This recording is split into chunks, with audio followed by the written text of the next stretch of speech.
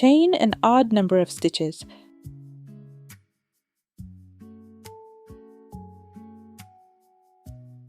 I have chained 13, and I'm ready to start the first row. Chain 1 for the turning chain. Now, insert the hook into the second chain from the hook. Right here. Pull up a loop, but don't finish the stitch yet. Yarn over and insert the hook into the next stitch. Pull up another loop. Now we have 1, 2, 3, 4 loops on the hook. Yarn over and pull through all 4 loops. Close this element with a chain 1. Just like that. And now repeat. Insert the hook again. Pull up a loop. Yarn over, insert into the next stitch. Pull up a second loop, 4 loops on the hook. Pull through all of them. Close with a chain 1. Again, notice that I'm not skipping any stitches and I'm not working into the same stitch twice. I'm working straight across the foundation chain. Nothing is skipped, nothing is increased. 1 loop, yarn over, second loop, 4 loops, pull through all of them, chain 1. One more time. 1 loop, yarn over, second loop, pull through all 4, chain 1, 1 loop, yarn over,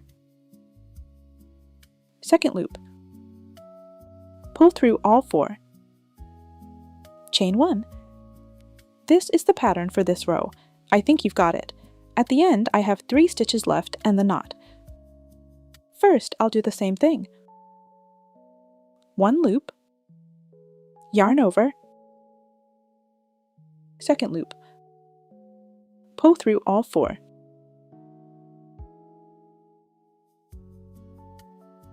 chain 1. And now there is 1 last stitch left. In this last stitch, I'll make a regular single crochet. And with that, the first row is finished. Basically, the second row will be exactly the same. The only thing we need to clarify is where to insert the hook. So, row 2. Chain 1 for the turning chain. Turn your work. And now look where we insert the hook. First, I insert it under these 2 loops. That's the second V or stitch from the hook. If you look at it from the left side, it's the cap of the last single crochet we made. Insert under both loops and pull up a loop. Next, yarn over.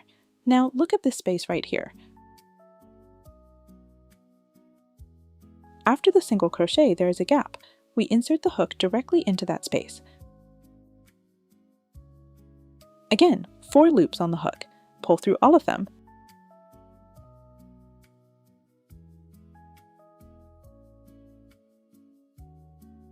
And make a chain 1. And again, look closely. Here is the next point. This is what it looks like from the front side. Basically, we skip this 1 loop. We don't work into it.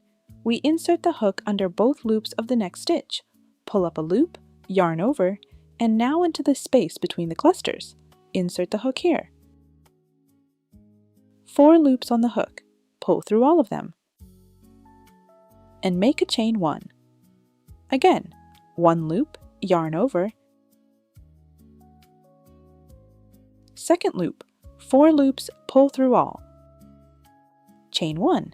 Again, 1 loop, yarn over, second loop, 4 loops, pull through all, chain 1. Again, 1 loop, yarn over, second loop, 4 loops, pull through all, chain 1, One more time. 1 loop, yarn over, into the space between the clusters. 2nd loop. Pull through all 4. Don't forget the chain 1. And here is the last point. Insert the hook under both loops. Right here, pull up a loop and finish the row with a single crochet. And that was the 2nd row. From here, just repeat everything. Chain 1 for the turning chain, turn your work and continue. Into the 2nd stitch from the hook, under both loops. Pull up a loop, yarn over. Into the space, pull up a 2nd loop. 4 loops together, chain 1. Again, 1 loop, yarn over. 2nd loop, 4 loops together, chain 1. 1 loop, yarn over. 2nd loop, 4 loops together, chain 1. 1 loop, yarn over. 2nd loop, 4 loops together, chain 1. 1 loop, yarn over. 2nd loop, 4 loops together, chain 1. Again, 1 loop, yarn over. 2nd loop, 4 loops together, chain 1, and here is the end of the row.